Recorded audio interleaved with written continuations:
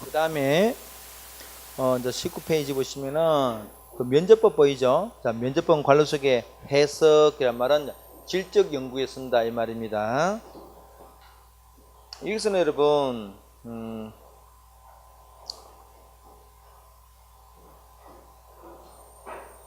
자, 우리가 면접 볼 때 이 질문지와는 달리 그 면접 질문 자체가 물론 기본적인 질문 사항은 있지만은 그 질문은 상황에 따라 왔다 갔다 할 수 있겠죠, 그죠? 그래서 이걸 우리가 비구조화되어 있다, 비표준화되어 있다 그럽니다. 그게 그래서 둘째 줄 보면은 끝에 두 줄 끝에 비구조화, 비표준화된 자료 수집 방법이다.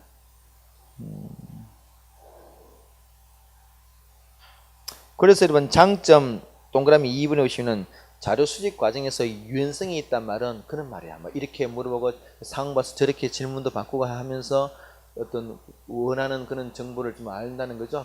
자료 수집 방법에 유연성이나 융통성이 있다 그 말이고요. 자, 단점에서 가장 중요한 단점이 뭐냐? 일단 이거 돈 많이 들어요. 시간 그 면접은 질문지는 돈이 돈이 적게 들지만은 얘는 돈이 상당히 많이 들어요. 면접은 면접 비용이 상당히 많이 나갑니다. 그리고 그것도 알고 있어야 되고, 두 번째로는 그게 편견이 개입될 가능성이 많아요. 이게 이제 기본적으로 아까 우리 질적 연구의 연구 기법이 뭐였습니까? 직관 통찰 이런 거야.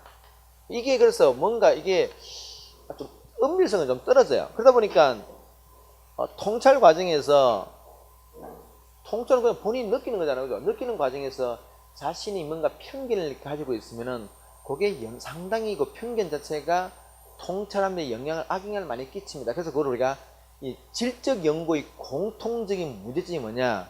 편견이 개입될 가능성이 있어요. 이건 어쩔 수 없어요. 자, 그래서 그 밑에 단점의 동그라미 3번에 조사자의 편견 개입 가능성이 많다. 이것은 질적 연구의 공통적인 문제점입니다. 까지. 그 다음에 밑에 4번 참여 관찰법 마찬가지로 관료 속의 해석적 연구다. 이거는 말 그대로 같이 생활해 보는 거죠. 내가 뭐 흔히 우리 노숙자 이야기 많이 하죠. 노숙자들의 어떤 그런 그걸 알고 싶어 한다면은 그냥 가장 제일 좋은 것은 자기도 그 노숙자와 같이 6개월 동안 살아보는 게 제일 좋아. 그러면은 이 사람들이 어떤 생각을 하는지, 노숙 과정에서 어떤 질서가 형성되는지, 노숙에서 어느 정도 빠져나가는지 그런 걸 제일 잘 알 수 있겠죠. 그게 참여 관찰. 문제는 핵심은 이거죠. 그 노숙자들이 이 연구자가 사실은 연구자라는 사실을 몰라야 되겠죠. 그죠? 아는 순간 이 연구자 앞에서는 평소같이 행동 안 하겠죠. 그걸 우리가 관찰자 효과라 그럽니다. 관찰자 효과가 있을 수 있기 때문에 그런 걸 신분을 절대 노출하면 안 돼요. 그래서 이건 뭡니까? 그래서 이거는 그냥 생활하면서 관찰만 해야 되지 의도적으로 개입하든지 질서를 바꾸려고 노력한다든지 그러면 안 돼요. 자, 그래서 밑에 보시면은 참여관찰법 그 첫 줄 끝에 가장 비구조화된 자료 수집 방법. 왜냐면은 우리가 면접법은 질문이라고 하지만 이건 질문도 하지 않잖아요. 그죠? 그래서 이거는 그냥 관찰만 하면. 그래서 가장 비구조화된 방법이고요. 장점 보세요. 자료의 실제성. 이게 생생한 어떤 그 정보 그대로 우리가 전혀 가공되지 않은 정보를 관찰할 수 있다. 그걸 우리가 자료의 실제성 이런 표현을 씁니다. 참여 관찰 그럼 여러분들이 자료의 실제성 이렇게 떠올려야 돼요. 페이지 넘겨서 단점 마찬가지로 4번에 보세요. 단점 4번에 단점 4번이 아니고 2번에 관찰자의 편견이 개입될 가능성. 왜? 이것도 기본적으로 질적 연구 기법이기 때문에 그럴 수 있더라. 3번에 요거는 현장에서 예상치 못한 돌발 변수가 발생하면은 그 사태를 개입하면 안 돼요. 그냥 싸우면 싸운 대로 놔둬야 돼요. 그래서 이게 예상치 못한 돌발 변수가 발생할 때 대처해서 안 되겠지. 그래서 우리가 대처하기 곤란하다 그러면 맞는 문장입니다, 이게. 자, 밑에 5번에 문헌연구법. 문헌연구법은 그거죠. 이거는 관로 속에 보시면은 질적 플러스 양적. 이거는 양쪽에 다 쓴다는 이야기예요. 자, 그건 어떤 이야기냐. 이 문헌연구라는 게 이거죠. 혹시나 다른 사람이 먼저 연구해 놓은 게 있을까 찾아보는 게 문헌연구법이에요. 즉, 뭐 연구 논문 찾아본다든지, 그지? 이건 근데 여러분, 양적 연구할 때도 내가 미리 돈 들여서 연구하기 전에 다른 사람 어떻게 연구해놨지 찾아볼 수 있다는 거죠. 질적 연구 때도 똑같이 찾아볼 수 있습니다. 그래서 양쪽이 다 씁니다. 양쪽이 다 쓰기 때문에 또 질적 연구도 들어간다. 그러면 질적 연구의 공동적인 문제점이 뭐였다고요? 편견 개입 가능성이 마찬가지로 있어요. 까지. 자, 그래서 단점 오른쪽 보세요. 그 용도 보시면은 1번에 양적 연구, 질적 모두 동그라미 2번에 주로 2차 자료 수집용이다. 2차 자료를 말은 다른 사람이 수집해서 가공된 자료들을 이야기합니다. 다른 사람이 이미 수집해서 다른 자기 목적으로 가공해놨어. 그거를 달리 말하면 다른 사람이 수집해놔서 이용한 자료를 내가 본다. 우리가 다른 사람의 연구 논문을 왜 봐요? 다른 사람의 연구 자료를 보려고. 그 다른 사람의 연구 자료, 그게 2차 자료라는 거죠. 2차 자료를 보려고 합니다. 장점 2번에 시간과 공간의 제약이 별로 없다. 이 말은 내가 뭐 책만, 논문만 찾아보면 되니까 꼭 장수적인 제약도 필요 없죠. 시간적인 제약도 큰 필요 없습니다. 단점 마찬가지로 뭐라고요? 문헌 연구 해석 시 편견 개입 가능성이 있다. 꼭 기억하시고요. 자, 여러분, 오케이. 이 중에서 지금 우리가 몇 가지 연구 자료 기법을 봤는데 돈이 그나마 적게 드는 게 뭐였습니까? 질문지죠. 그걸 우리가 보통 어떻게 표현하니까 경제성이 있다 이렇게 말해요. 우리 경제성이 있단 말은 돈이 많이 든다는 얘기 아니고 돈이 적게 드는 걸 우리가 경제성이 있다 그래요. 그럼 돈 많이 드는 것은 경제성이 없다 말하겠죠. 자, 오른쪽에 확인해서 문제 풀겠습니다.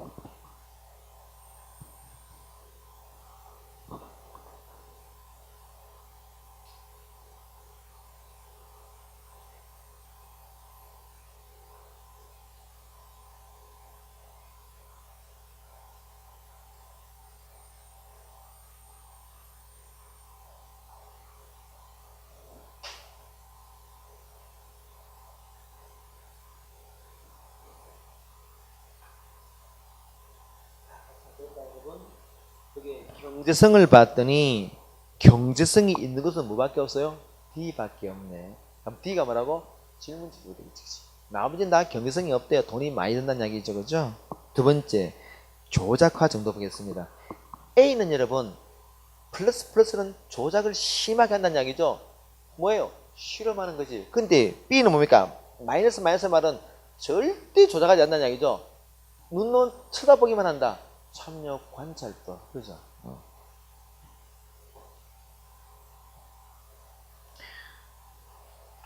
다음에 계량화 가능성. 다음 오른쪽이요. 제일 끝에 보겠습니다. 주관 개입 가능성에 여러분 BC는 주관 개입 가능성이 있다는 얘기잖아요. 그죠? 플러스니까 우리가 알고 있는 그 연구 기법 중에서 여기서 말하는 주관 가능성은 편견이야. 편견이 개입될 가능성이 있는 게 뭐였습니까? 주로 질적 방법이죠. 그러면 BC가 뭐 우리가 아는 면접법이라든지 또는 뭐 참여 관찰 그런 게 있죠. 그것도 B가 뭐였다고? 참여 관찰 시간 C는 그러면은 면접이겠네. 그죠? 그럼 다 나왔네. A는 뭐 실험, B는 관찰법, C는 면접, D가 질문지, 그지? 그렇게. 실제 시험에도 딱 이렇게 나옵니다. 여러분 보셔야 돼요. 익혀야 됩니다. 1번에 여러분 비윤리성 그라마 아까 뭐였다고요? 실험법. A지, 그치? A. 맞다, 여기서. 2번에 예상치 못한, 이런 B는 관찰법인데, 관찰법은 예상치 못한 변수가 발생했을 때 통제하라, 하지 말라. 하지 말라. 그 2번에 B는 예상치 못한 변수를 통제하기 쉽다. 어렵죠, 그죠? 쉽지 않아요. C, 3번에 여러분, 인과관계 파악이 용이한 것은 제일 확실한 게 뭡니까? 실험이죠. 실험을 요렇게 한번 해봤다가 결과 보고 요렇게 해봤다가 결과 보고죠. 인과관계 가는 거 알고 싶으면 잘 알 수 있는 게 신혼법입니다. 같이 됐어요. 넘기겠습니다. 자, 그래서 페이지 넘겨 22페이지 보세요, 여러분. 그 자료 수집 범위 보면은 표본조사와 전수조사. 아까 우리 일반적으로 우리가 실제 사회과학을 사회조사할 때는 거의 다 표본조사입니다. 왜냐면은 전수조사 할 수 없죠. 그래서 이제 이 표본조사에서 제일 문제된 게 뭐냐? 그 표본이 제대로 된 표본인가? 아까 얘기했듯이 우리가 뭐 고등학교 전체 그 A라는 학교 학생들의 학교 급식 문제를 불만 정도로 우리가 조사하려고 하는데 1학년만 물어본다든지 또는 3학년만 물어본다든지 그러면 안 되잖아, 그죠? 그게 이제 표본의 대표성이 없다 그럽니다. 자, 그래서 양가로 2번에 보세요. 표본의 대표성 문제더라. 자, 그래서 그 제일 마지막 두 번째 줄 보세요. 뭐 키에 고등학교 학생들의 키에 관해 조사하면서 특정 지방 학생들 고등학교 키만 조사해서는 우리가 전체 고등학교를 우리가 일반화할 수 없죠. 그런 게 이제 대표성이 없다. 그래 이 표본조사는 사실 제일 중요한 게 대표성이 중요하고요. 실제 우리가 답에서 지문 속에서도 위 사례에서 대표성이 있는지 없는지를 많이 물어봅니다. 그럼 여러분들이 그 정도는 알 수 있겠죠, 그죠? 대표성이 있다 없다. 표본 추출할 때 잘, 그래서 우리가 표본 추출 기법들이 굉장히 과학적으로 잘 설계되어 있습니다. 뭐 우리 난수표를 이용하기도 하고요, 뭐 등등. 그런 식으로 그냥 무작위 추출을 해야 되지. 그러지 않다면 거의 다 이 대표성이 없을 가능성이 많아요, 실제로. 자, 그렇더라. 그 정도 보겠습니다. 오른쪽 OX 한번 볼까요? 1번.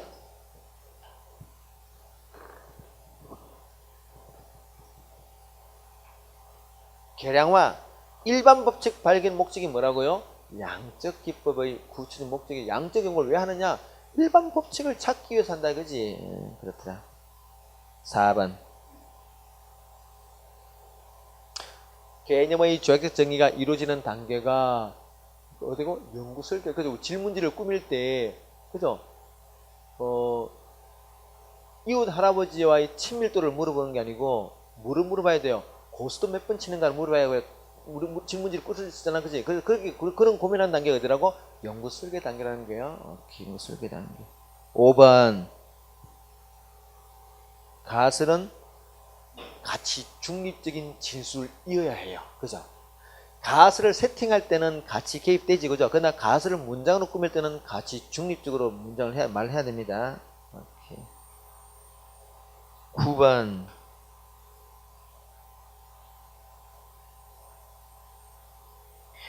연구자의 편견이 개입될 가능성이 높은 대부분 다 질적 기법들이었죠.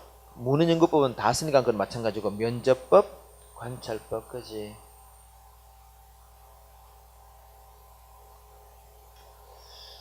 17번 한번 볼까요? 아, 그 10번.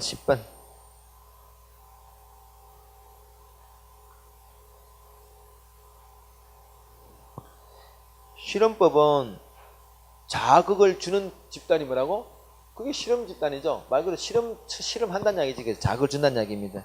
이로 인한 행동의 변화를 뭐와 비교한다고요? 통제 집단과 비교해서 그 원인을 분석한다는 이야기죠. 그렇죠? 어렵지 않습니다. 자, 됐어요. 그 정도 하겠습니다. 페이지 넘겨서 윤리 문제 볼까요? 윤리란 태도와 윤리, 태도 문제입니다. 자, 우리 사회의 우리가 현상을 바라볼 때는 그 연구자들은 어떻게 해야 되느냐? 가능하면 객관적인 태도를 취해야 돼요. 근데 쉽지 않습니다. 객관적인 태도란 말은 이런 말이에요. 마치 내가 남인 듯이, 마치 내가 제3자인 듯이. 예, 근데 그 위안부 문제를 볼 때, 그죠? 내가 마치 한국 사람도 아니고 일본 사람도 아니고 마치 이는 위안부 피해와 전혀 위안부 문제만은 위안부란 말도 난 사실 별로 좋아하지 않은 편이에요. 어쨌든 그렇게 말하니까 하겠습니다. 위안부 문제는 한국만의 문제가 아니죠, 그죠? 그게 위안부 피해 그 할머니들이 한국 사람도 많지만은 동남아도 많고 굉장히 혹시 호주분도 있다고 많잖아, 많아요. 국적이 굉장히 다양합니다. 어쨌든 그는 어떤 이해관계 당사자가 아닌 제3자 입장에서 그 문제를 어렵지, 그지? 내가 지금 연구를 하는데 나는 한국 사람인데 당연히 그쪽 쏠릴 거 아니야. 근데 그래도 가능하면 어떡하라고? 가능하면은 거기를 그리고 뭐 말하는 이야기야. 그게 뭐라고? 객관적. 근데 어렵습니다. 실제 어려워. 그 어렵기 때문에 강조하는 거예요. 강조. 가능하면은 객관적이 된다. 객관적. 제3자입니다. 오른쪽에 개방적 태도예요. 우리가 사회 문화 현상을 볼 때는 가능하면은 개방적인 태도를 취해야 된다. 이 말은 뭔가니까 고집 피우지 말라 이 말이에요. 내가 알고 있는 거 고집 피우지 말라는 거죠. 왜? 내가 알고 있는 게 틀릴 수도 있잖아. 그걸 인정하라는 거야. 그게 개방적인 거야. 반대 말은 폐쇄적이에요. 폐쇄적이란 말은 고집 부린다는 이야기지. 난 말 안 듣는다는 이야기죠. 그죠? 개방적이다. 자, 그래서 그 보시면 뭐 개방적 태도의 내용 보시면은 뭐 여러 가지 가능성이 동시에 공존할 수 있다. 즉 내가 알고 있는 것도 맞지만은 네가 알고 있는 게 맞을 수 있다는 걸 인정해 주는 것, 그런 것다. 꼭 기억하십시오. 다음에 상대주의 태도. 상대주의 태도는 우리가 어떤 사회 문화 현상을 연구할 때 우리 입장이 아니고 그 사회 문화 현상이, 여러분 우리 사회 문화 현상은 발생한 어떤 장소적인 공간과 시대적인 공간이 되지, 그 입장에서 이해를 봐야 돼요. 그래야만 우리가 수긍이 될 수 있어요. 어떤 그 A라는 집단에서 A라는 사회에서 이런 현상이 발생했습니다. 이거를 B가 G 입장에서 이걸 보면은 이게 뭔 얘기인지 알 수가 없어요. 그래서 A 입장에서 우리가 흔히 뭐 되는 게 뭐 우리 보신당 이야기 하잖아, 그죠? 보신당을 A는 한국이야. 한국이었던 왜 한국 사람이 개고기를 먹을 수밖에 먹었다는 그거를, 근데 프랑스 사람이 G 입장에서 보면 이거 완전히 야만인 같이 보인다는 얘기죠. 근데 실제로는 프랑스에서도 개 유기가 엄청 많대요. 되게 모순적인데 어쨌든 간에 뭐 프랑스 지네들도 뭐 개 키울 수도 없다면 물에 버린다는 얘기잖아요, 그죠? 어쨌든 이게 이제 어떤 문화를 이해할 때 그 상대방의 입장에서 이해하는 거, 그게 상대주의 태도입니다. 그 이런 말이죠. 1번에 보시면 거기 노네 그 태도에 보시면은 한쪽 갈로 2번에 그 의미에 보세요. 의미에 보시면은 첫째 끝에 역사, 문화, 지역적인 배경과 맥락. 그래서 우리가 이렇게 맥락을 고려해서 이해하자. 그 사회의 맥락을 고려하자. 그죠? 그런 것들. 그 다음에 페이지 넘기겠습니다. 성찰하자. 이 말은 뭔가니까 껍데기만 보지 말자 얘기예요. 껍데기만 보지 말자. 우리 여러분 껍데기만 보면은 본질을 놓치는 경우가 참 많아요. 그래서 우리가 사회문화 현상을 이해할 때는 본질을 보도록 노력하자. 그게 성찰하자. 우리가 뭐 비판적 태도 이렇게 말하기도 합니다. 성찰하자. 그 다음에 6번엔 종합적 태도. 이거는 사회 현상을 이해할 때 전체의 관점에서 부분을 이해하는 거죠. 즉 이것도 있고 이것도 있다 그러면은 A도 있고 B도 있고 C도 있다 그러면은 A만 딱 떼가지고 이해하면은 본질적인 의미가 이해가 안 돼요. 이거는 전체 속에서 A를 이해해야 돼요. 왜냐하면은 항상 우리 사회에서 나타나는 현상은 전체적인 어떤 상호작용의 산물이기 때문에, 그죠? 그래서 요것만 딱 떼놓고 보지 말자. 전체성, 총체성 이렇게 말합니다. 그래서 동그라미 2번에 있는 말이죠. 전체라는 것은 단순한 부분의 합이 아니에요. A, B, C 세 개가 전체가 아니야.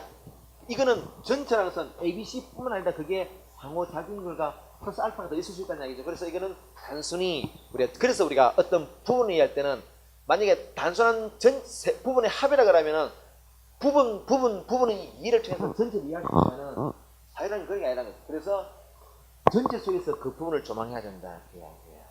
굉장히 사실은 쉽지 않은 이야기죠. 말하는 게 쉬운데 이렇게 보기엔 쉽지 않습니다. 상당히 이렇게 보려면 상당한 어떤 그런 소양이 있어야 돼요, 실제로는. 자, 오른쪽에 가치 그 정도 했습니다. 그 정도 하고요.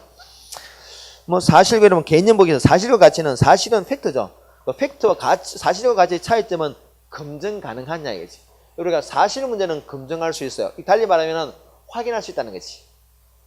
근데 우리 가치 문제는 옳고 그르기 때문에 이거는 본인의 가치 판단 문제이기 때문에 이거는 검증할 수 없는 것이죠. 뭐 그것만 체크하면 되겠습니다. 오케이. 사실에서는 존재의 법칙, 뭐 이 가치는 당위 법칙이라 이런 어떤 작동한다고 말합니다. 까지. 자, 페이지 넘기겠습니다. 다 했어요. 다 했기 때문에 다 넘기겠습니다. OX로 바로 넘어가겠습니다. 30페이지에요. 2번.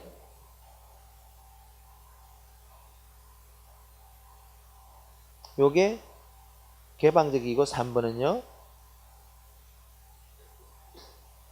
요게 상대적인 태도죠. 그죠? 오케이. 그 정도 하겠습니다. 자, 밑에 5번.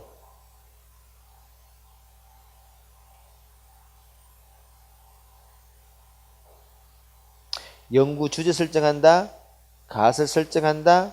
그리고 활용 단계. 그죠? 그렇게 보면 되겠죠. 자, 우리 문제 한도 좀 전에 우리 이 문제부터 한번 볼까요? 그러면 아예 자, 넘어가서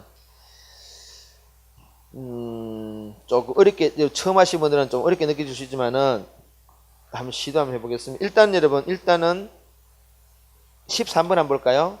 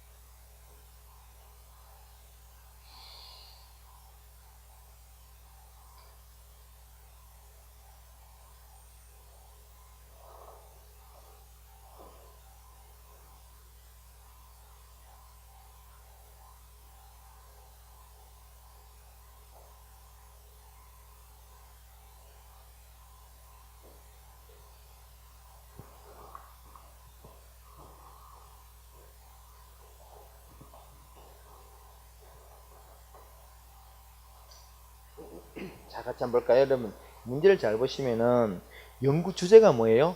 특성화 고등학교예요. 그럼 특성화 고등학교 뭐야? 특성화 고등학교 뭐지? 그래. 특성화 고등학교 학생들의 스마트폰 이용 실태랍니다. 근데 여러분 특성화 고등학교는 근데 표본을 봐요. 표본을 광역시에 소재하는 그럼 이게 일단 어떤 느낌 들어요? 좀 표본이 편중되어 있다는 느낌 들잖아요. 그죠? 그럼 우리가 딱 나오겠네요. 표본의 대표성이 없다. 이렇게 말할 수 있어요. 연구 결과를 그러면은 일반화시킬 수 없겠죠. 일반화 말은 모든 특성화 고등학교 아이들은 이렇다라고 우리가 말할 수 없다는 얘기지. 그지? 왜? 표본 자체가 너무 한정되기 때문에. 그죠? 그럼 설문조사 방법했다. 오케이. 1번에 기억의 방법 이원론. 요거는 양적이죠. 그죠? 양적이니까 뭡니까? 방법 이론론이지. 그지? 방법 이론론이다. 니은의 구조화된 표준화된 요거는 왜요? 위에 뭡니까? 설문조사 하니까 딱 맞는 이야기지. 이것의 조사 결과를 전국 특성화 고등학교에 일반화를 시킬 수는 없죠. 왜요? 표본 자체가 광역시에 한정되어 있기 때문에. 리얼에 조사 대상자의 주관적인 세계를 심층적으로 이거는 안 되지. 그지? 왜? 이거는 양적이니까 그냥 경향성만 판단할 수 있지, 파악할 수 있지, 심층적인 이해는 안 된다. 그래서 아까 뭐가 필요하다 그랬습니까? 추가로 질적 연구를 추가로 좀 해봐야 돼요. 면적 같은 걸 좀 봐야 된다는 얘기죠. 그죠? 오케이. 뭐 답은 그렇습니다. 그럼 넘겨서 조금 더 어렵게 14번 한번 볼까요?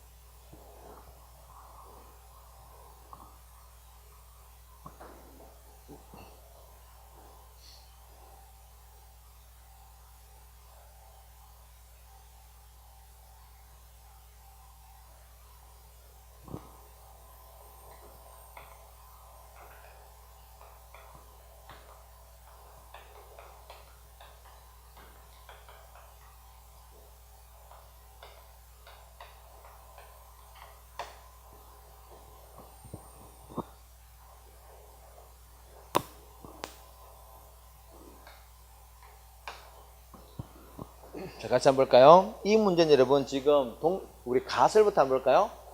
우리가 문제 연구 프로젝트 순서 자체는 일단은 문제 제기를 하고, 그죠? 문제 제기하고, 문제 제기, 그리고 나서 두 번째 가설 설정해야 되겠죠, 그죠? 오케이. 일단 여기서는 문제 제기가 뭡니까? 가의 시민의식 함량과 함량에 영향을 주는 요인은 뭘까? 이게 이제 문제 제기죠, 그죠? 가가 문제 제기야. 가가 문제 제기라, 그죠? 가. 다음에 그에 따라 가설을 설정합니다.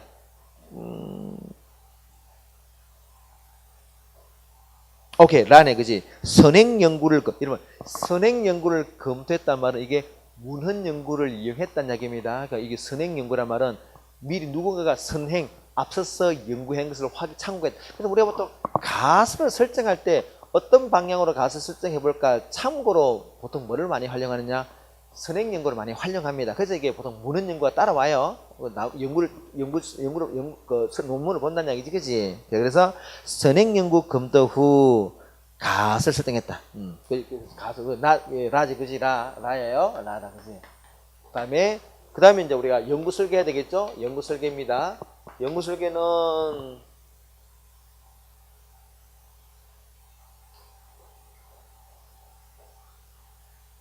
이거는 연구 설계 없네. 연구 설계 없다, 그죠? 연구 설계 시 바로 뭐가 있습니까? 자료 수집 방법, 그죠? 자료 수집이 나오죠, 그죠? 여기 어디 있습니까? 거기에 오케이, 다음에 이제 결론 도출.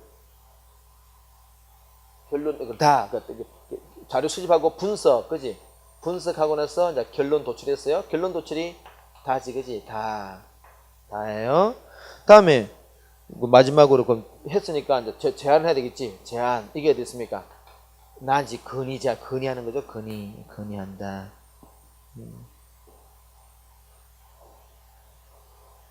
그래서 순서는 가, 라, 마, 다나 순서다. 그죠? 밑에 4번에 보세요. 일반적으로 연구 과정은 가, 라, 마, 다나 순은 맞는 이야기죠, 그죠? 이렇게 시험이 나옵니다. 1번에 위 연구 과정에서는 개념의 적정이 필요하죠. 이거 가설 뭐예요, 이거? 자원봉사 활동과 시민. 자원봉사 활동, 자원봉사도 종류가 많을 거 아니야, 그죠? 또 시민의식이 뭐야, 이게? 이것도 뭔가 우리가 시민의식을 개량화할 수 있는 뭔가 있는 지표를 개발합니다. 그래서 다 개념의 적정이 들어가야 돼요. 필요합니다. 그다음 2번에 여기서 우리가 가치가 개입되는 단계가 뭐랬습니까? 문제 제기, 가설 설정, 그리고 연구 설계, 그죠? 근데 여기 때문에 요렇게 들어간다는 얘기지, 그지? 가, 라, 나는 들어간다. 그래서 2번에 가와 나 단계에서는 가치가 개입될 수 있다. 맞아요. 3번에 다의 분석 결과는 일반화될 수 있다. 그래서 이거는 이 빵빵시 청소년을 무작위 추출했기 때문에 여러분 마해 보세요. 빵빵시의 청소년을 무작위로 추출했단 말은 우리가 보통 말하는 어떤 그 표본 추출 기법을 충실히 따랐다 이 말입니다. 그래서 이거는 일반화할 수 있겠죠. 이걸 여러분 전국으로 일반할 수 없지. 그러나 요 빵빵시는 일반할 수 있습니다. 그죠? 오케이. 같이 볼 겁니다. 자, 이 정도 보도록 하겠습니다. 나머지 것들은 이걸 풀 수 있으면 나머지 것들은 여러분 혼자서 얼마든지 풀 수 있기 때문에 여기까지만 보도록 할게요. 자, 지금부터는 사실 페이지 개인과 사회 구조 볼까요? 사회화예요, 사회화. 사회화란 말은 여러분 배우는 거죠. 학습하는 거. 사회화.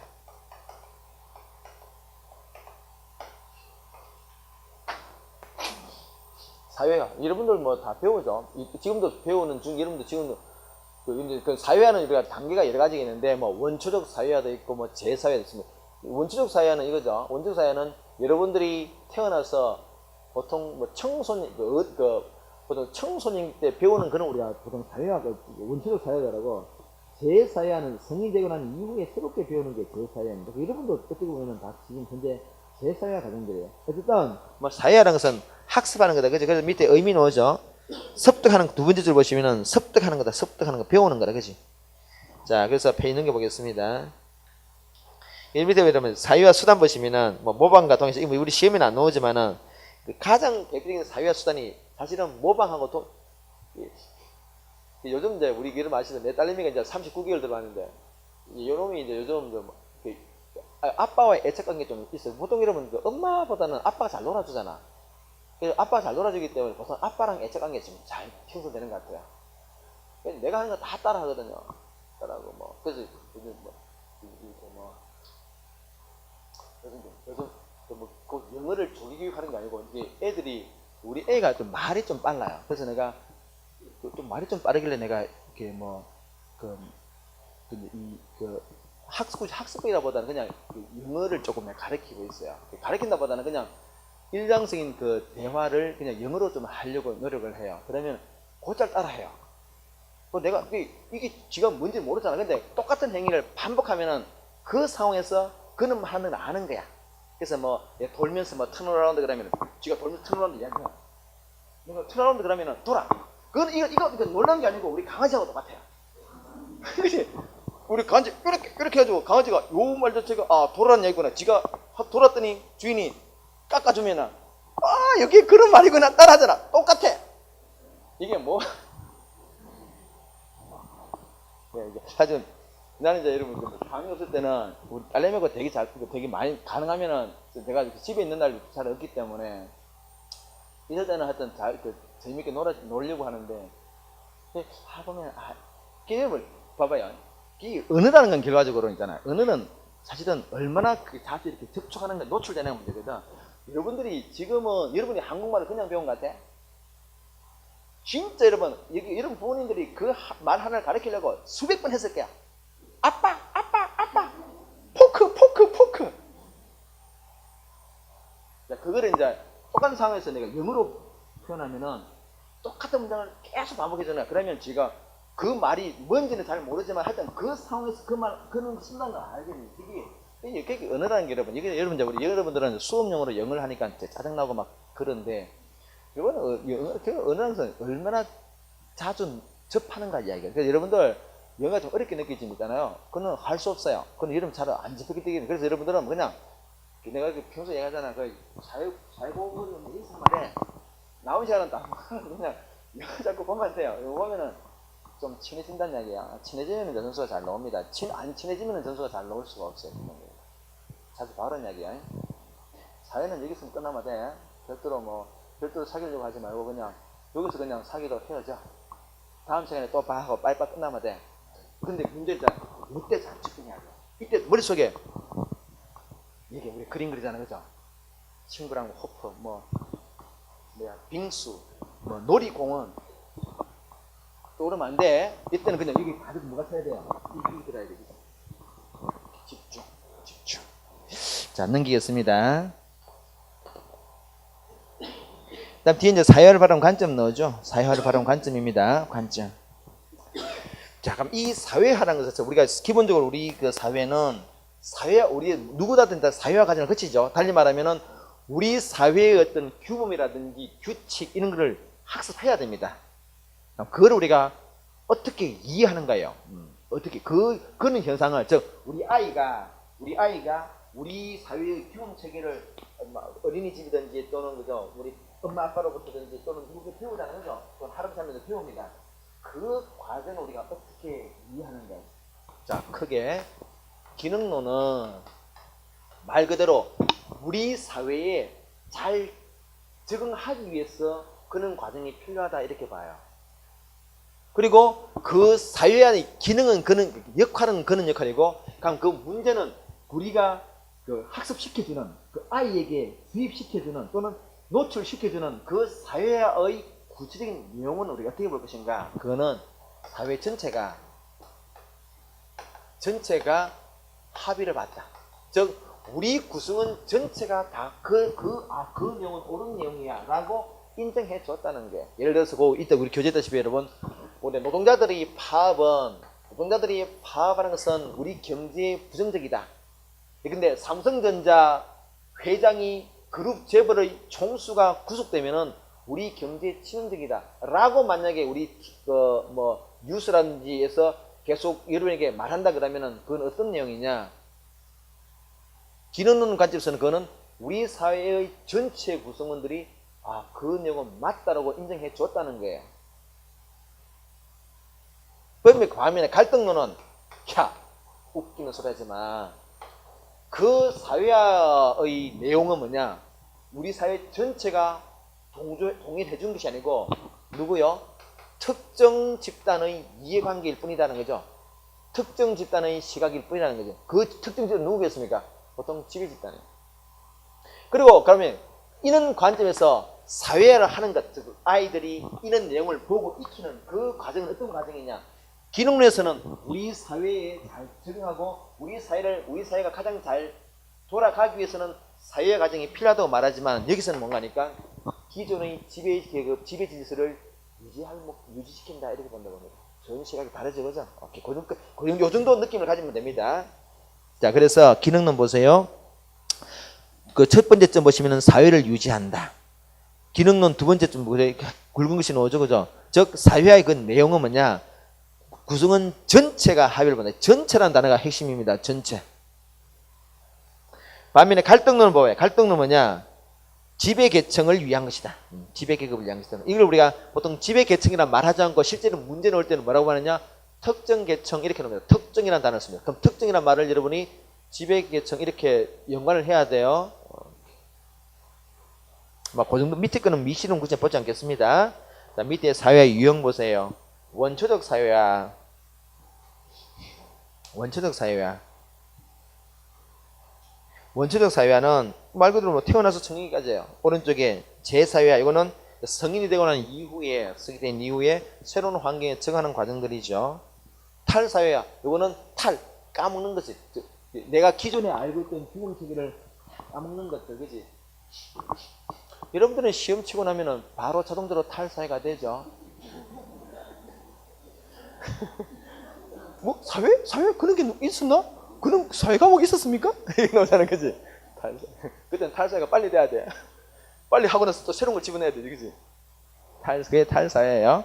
네 번째 얘기사회야. 얘기사회는 뭡니까? 미리 준비. 얘기란 거 자체가 미리 준비한다, 얘기한다.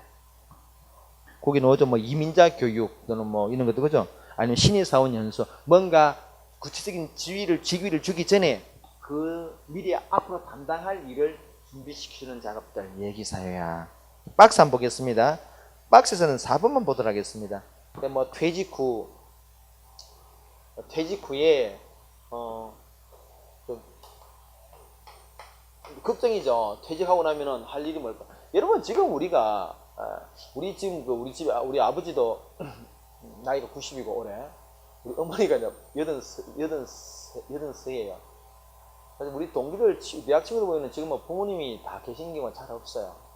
나는 뭐 거의 한 달에 한 번 정도는 어르신 돌아가셨다 또는 장인 장모 돌아가셨다 해가지고 계속 우리가 친구들 찾아가는데 난 다행히도 이렇게 두 분이 다 건재하고 너무 에너지가 좀 충분하셔가지고 좋은데 지금 여러분 지금 이제 그 수명이 있잖아요. 굉장히 여러분들 우리가 60대 보통 퇴직하잖아요, 그죠?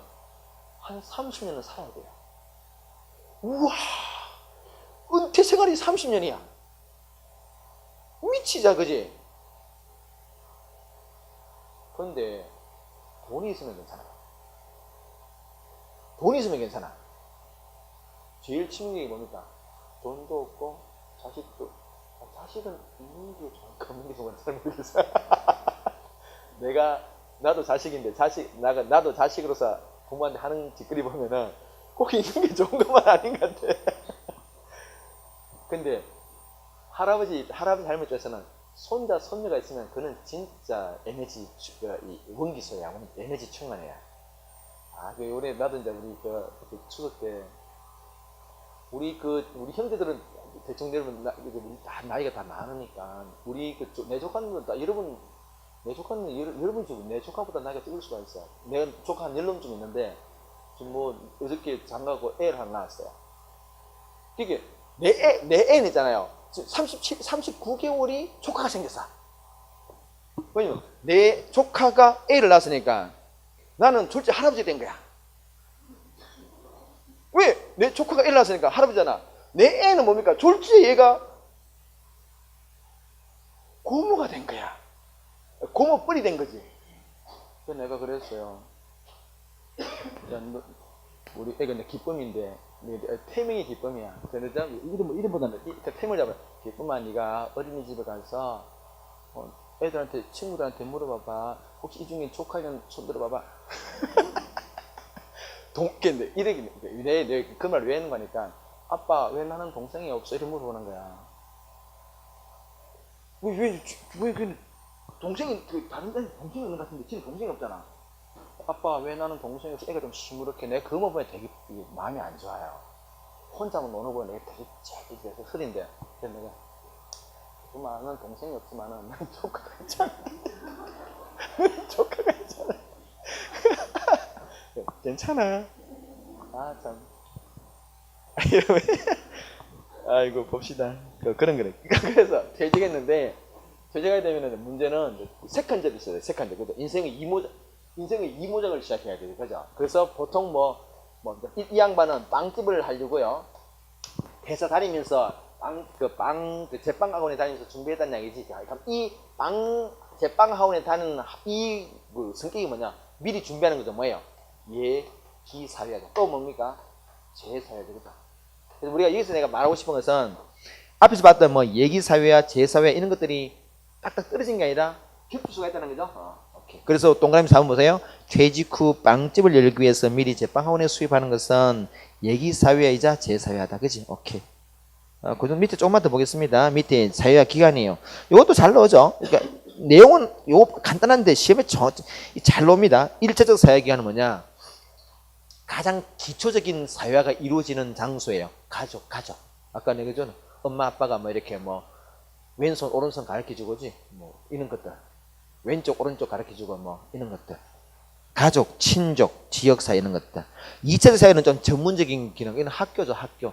이런 직장에서도 굉장히 교육이 많이 이루어집니다. 그래서 그로 직장도 2차적 사회 기관이에요. 군대도 마찬가지고.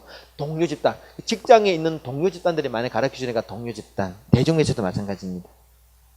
다음 공식적 사회기관은 그 기관의 설립 목적이 교육인가요? 교육. 학원도 마찬가지입니다. 학원도 이게 이 공식적 사회기관입니다. 비공식 사회기관은 주된 목적은 교육이 아닌데 부차적으로 교육이 이루어지는 공간. 직장은 여러분 교육이 목적이 아니고 돈벌이 하는 게 목적인데 직원들이 돈벌이를 좀 더 잘하도록 유도하기 위해서 추가적인 교육을 시켜주죠. 이렇게 하면 돈 잘 벌어 이렇게 해주잖아. 그지? 그게 비공식적 사회기관이더라. 군대도 마찬가지고. 오케이. 이런 거 요걸 잘 기억해야 돼 여러분. 은근히 잘 놉니다. 근데 놓으면 어렵지 않아요. 근데 그거 잘 기억하시길 바랍니다. 잠시 끊겠습니다.